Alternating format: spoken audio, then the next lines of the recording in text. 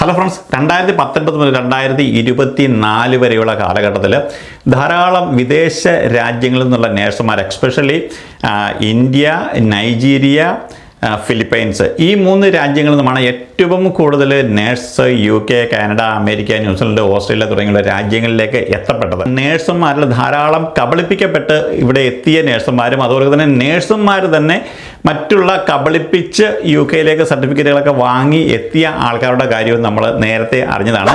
2024 March മാസത്തിലാണ് ഇന്ത്യയിൽ നിന്ന് എത്തിയ അതിലേറ്റവും കൂടുതൽ മലയാളികളായ ഏകദേശം ഒരു 148ഓളം നേഴ്സുമാർ ചണ്ഡീഗഡിലെ ഒരു സെൻറ്ററിൽ നിന്നും OET എക്സാമുകൾ നേരായ രീതിയിലല്ലാതെ പാസ്സായി ഇവിടെ എത്തി എന്നും പറഞ്ഞിട്ടുള്ള ഒരു വാർത്ത പുറത്തു വന്നത്. ഇവിടുത്തെ നേഴ്സിംഗ് ആൻഡ് മിഡ്വൈഫറി കൗൺസിൽ അവർക്ക് ഇമെയിലുകൾ നൽകിയിരുന്നു. അവർ രണ്ടാമതൊരു എക്സാം കൂടി എഴുതണം, അതിൽ പാസ്സായില്ല എന്നുണ്ടെങ്കിൽ അവർ രജിസ്ട്രേഷൻ ക്യാൻസൽ ചെയ്യുന്നുള്ള വാർത്തകളൊക്കെ നമ്മൾ കേട്ടതാണ്. അങ്ങനെ നടപടികൾ നേരിട്ട ധാരാളം നേഴ്സസ് UK ഇപ്പോഴുമുണ്ട്. കഴിഞ്ഞ ദിവസങ്ങളിലാണ് ഇപ്പോൾ നൈജീരിയയിൽ നിന്ന് വീണ്ടും ഒരു വാർത്ത വന്നിരിക്കുന്നത്. അവിടുത്തെ ഒരു എക്സാം സെൻറ്ററിൽ നിന്ന് ഇതേ രീതിയിൽ തന്നെ പാസ്സായി വന്ന ഏകദേശം 700ഓളം നേഴ്സുമാർ ഇപ്പോഴും പിൻ നമ്പർ നഷ്ടപ്പെടുന്ന ഭീഷണിയെ നേരിടുകയാണ്. ഒരു എക്സാം സെൻറ്ററിൽ ഏകദേശം 2000ഓളം നേഴ്സസാണ് ഇങ്ങനെയൊരു നടപടിയിൽ കൂടി ഇപ്പോൾ കടന്നു പോയിക്കൊണ്ടിരിക്കുന്നത്. അങ്ങനെ നമ്മുടെ ഇന്ത്യയിൽ നിന്നാണെന്നുണ്ടെങ്കിലും ഈ നൈജീരിയയിൽ നിന്നാണെന്നുണ്ടെങ്കിലും വന്നിട്ടുള്ള ധാരാളം നേഴ്സസ് ഇതേപോലെയുള്ള നടപടികൾ നേരിട്ടുകൊണ്ടിരിക്കുകയാണ്. അപ്പോൾ നമുക്കറിയാം UK പോലെയുള്ള രാജ്യങ്ങളിലാണെന്നുണ്ടെങ്കിൽ ഇപ്പോഴേ ഈ ഒരു ആഫ്രിക്കൻ രാജ്യങ്ങളിൽ നിന്നോ അല്ലെങ്കിൽ ഇന്ത്യയിൽ നിന്നോ ഒക്കെ വരുന്ന നേഴ്സുമാരുടെ ആ വലിയ രീതിയിലുള്ള റിക്രൂട്ട്മെൻറ്റുകൾ എല്ലാം നിർത്തലാക്കിയിരുന്നു. മറ്റുള്ള രാജ്യങ്ങളെ അപേക്ഷിച്ച് നോക്കുമ്പോൾ ഏറ്റവും വൈദഗ്ധ്യമുള്ള നേഴ്സുമാരെ എത്തിയിട്ടുള്ളത് ഇന്ത്യയിൽ നിന്ന്, എക്സ്പെഷ്യലി നമ്മുടെ കേരളത്തിൽ നിന്നാണ് എന്നുള്ളതിൽ യാതൊരു സംശയവുമില്ല. കാരണം കഴിഞ്ഞ ഒരു 5 വർഷത്തിനുള്ളിൽ UK എല്ലാ NHS ഹോസ്പിറ്റലുകളിലേക്കും വന്നിട്ടുള്ള നേഴ്സസ് എന്ന് പറഞ്ഞു കഴിഞ്ഞാൽ അവർ വളരെയധികം സാമർഥ്യമുള്ളവർ ആണെന്ന് ഓൾറെഡി അവർ പ്രൂവ് ചെയ്തിട്ടുണ്ട്. അങ്ങനെ നോക്കുമ്പോൾ നൈജീരിയയിൽ നിന്നൊക്കെ വരുന്ന ആൾക്കാരെന്ന് പറഞ്ഞു കഴിഞ്ഞാൽ ഇതേപോലെയുള്ള ടെസ്റ്റുകളൊക്കെ പൈസ കൊടുത്തൊക്കെ വാങ്ങിക്കൊണ്ട് ഇവിടെ വരാനായിട്ടുള്ള സാധ്യതകൾ വളരെയധികം കൂടുതലാണ്.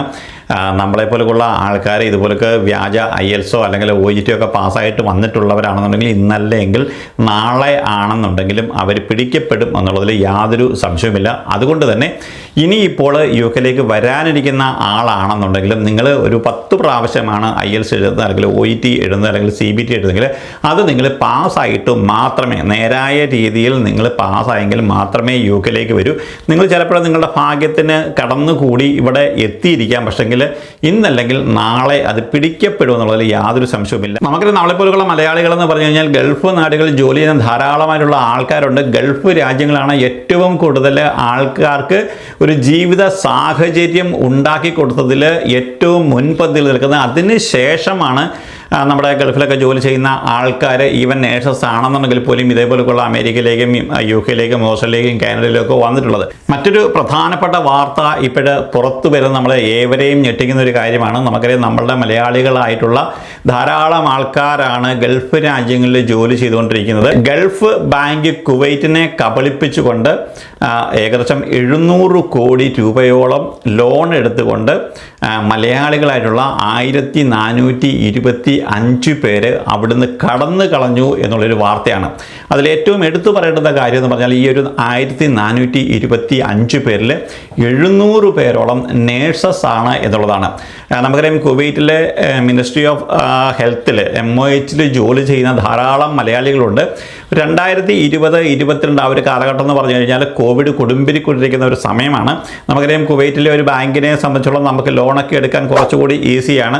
പ്രത്യേകിച്ച് അവിടുത്തെ മിനിസ്ട്രിയിലൊക്കെ ജോലി ചെയ്യുന്ന ആൾക്കാരെ സംബന്ധിച്ചിടത്തോളം പലപ്പോഴും വളരെ കുറഞ്ഞ നിരക്കിൽ അല്ലെങ്കിൽ ഇൻട്രസ്റ്റ് ഇല്ലാതെ തന്നെ അവിടുന്ന് നമുക്ക് ലോണ് എടുക്കാവുന്നതാണ്. അപ്പോൾ ഇങ്ങനെയുള്ള ആൾക്കാർ അവിടുന്ന് ലോൺ എടുത്തുകൊണ്ട് കുറേ ആൾക്കാർ നാട്ടിലേക്ക് തിരിച്ചു പോന്നു. അങ്ങനെ നാട്ടിൽ വന്നിട്ട് വിദേശ രാജ്യങ്ങളിലേക്ക് നേഴ്സസ് ആയിട്ടുള്ള ആൾക്കാർ UK, ഓസ്ട്രേലിയ, കാനഡ, അമേരിക്ക പോലെയുള്ള രാജ്യങ്ങളിലേക്ക് കടന്നു കളഞ്ഞു എന്നുള്ളൊരു വാർത്ത കൂടി ഇപ്പോഴേ വന്നിരിക്കുന്നു.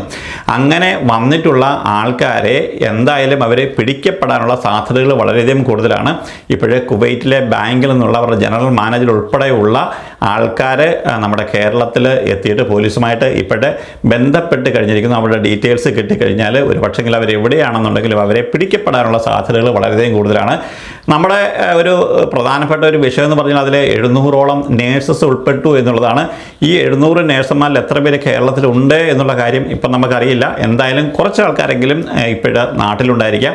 ബാക്കിയുള്ള ആൾക്കാർ ഇതേപോലെയുള്ള രാജ്യങ്ങളിലേക്ക് അവർ കുടിയേറി പാർത്ത് കഴിഞ്ഞിട്ടുണ്ട്. 2020 മുതൽ 2022 വരെയുള്ള ഒരു കാലഘട്ടത്തിലാണ്. ചിലപ്പോൾ ആ ഒരു സമയത്ത് നമുക്കറിയാം ധാരാളം ആൾക്കാരാണ് ഇതേപോലെയുള്ള രാജ്യങ്ങളിലേക്ക് നേഴ്സസ് വന്നിട്ടുള്ളത്. അവിടുത്തെ ബാങ്കുകളുടെ കാര്യം എന്ന് പറഞ്ഞാൽ ഇവിടുത്തെ പോലെയൊന്നുമല്ല. അവിടെ ഒന്നുകിൽ പലിശ വളരെ കുറച്ച് അല്ലെങ്കിൽ പലിശ ഇല്ലാത്ത ലോണുകളൊക്കെ കൊടുത്ത് മലയാളികൾ ധാരാളം ആൾക്കാർ അവിടെ നിന്ന് രക്ഷപ്പെട്ടിട്ടുണ്ട്. നമുക്കറിയാം നമ്മുടെ നാടുകളിലൊക്കെ വലിയ വലിയ വീടുകൾ വെക്കുന്നതിന് ഇതേപോലെയുള്ള ബാങ്കുകളിൽ നിന്ന് തുച്ഛമായ പലിശയ്ക്ക് ലോൺ എടുത്തുകൊണ്ടാണ്. അത് ബാങ്കുകാർ വളരെയധികം നല്ല രീതിയിൽ നമ്മുടെ പ്രവാസികളായ മലയാളികളെ സഹായിക്കുന്നുണ്ട്. നമ്മളെ കാണുന്ന ആൾക്കാരൊക്കെ ആണ് എന്നുണ്ടെങ്കിൽ നിങ്ങൾക്ക് തിരിച്ചടയ്ക്കാൻ പറ്റുന്നുണ്ടെങ്കിൽ തീർച്ചയായിട്ടും നിങ്ങൾ തിരിച്ചടയ്ക്കുക. കാരണം ഇതേപോലെയുള്ള രാജ്യങ്ങളിൽ ഇപ്പോൾ അമേരിക്കയിലോ ഓസ്ട്രേലിയയിലോ UK ഒക്കെ വന്നിരിക്കുന്ന നേഴ്സസിനെ സംബന്ധിച്ചോളം അവർക്ക് കുറച്ച് പൈസ ഉണ്ടാക്കാനായിട്ട് സാധിക്കുന്നുണ്ട്. അപ്പോൾ നമുക്ക് എങ്ങനെയെങ്കിലും തിരിച്ചടയ്ക്കാൻ പറ്റുന്ന ഒരു സാഹചര്യത്തിലാണെങ്കിൽ നിങ്ങൾ തീർച്ചയായിട്ടും തിരിച്ചടയ്ക്കുക. അല്ലെങ്കിൽ ഇന്നല്ലെങ്കിൽ നാളെ നിങ്ങളും പിടിക്കപ്പെടുമെന്നുള്ളതിൽ യാതൊരു സംശയവുമില്ല. അപ്പോൾ നമ്മൾ UK വന്നിട്ടുള്ള അല്ലെങ്കിൽ ഇതുപോലെയുള്ള വിദേശ രാജ്യങ്ങളിലേക്ക് വന്നിട്ടുള്ള നേഴ്സസിനെ സംബന്ധിച്ചോളം നിങ്ങൾക്കിപ്പം UK അല്ലെങ്കിൽ ഓസ്ട്രേലിയയിലോ അമേരിക്കയിലോ കാനഡയിലോ ഒക്കെ ഒരു ജോലി കിട്ടിയിരിക്കുന്ന ഒരാളെന്ന് പറഞ്ഞാൽ നിങ്ങൾ ഫാമിലിയോടൊപ്പം ആയിരിക്കും അവിടെ താമസിക്കുന്നത്.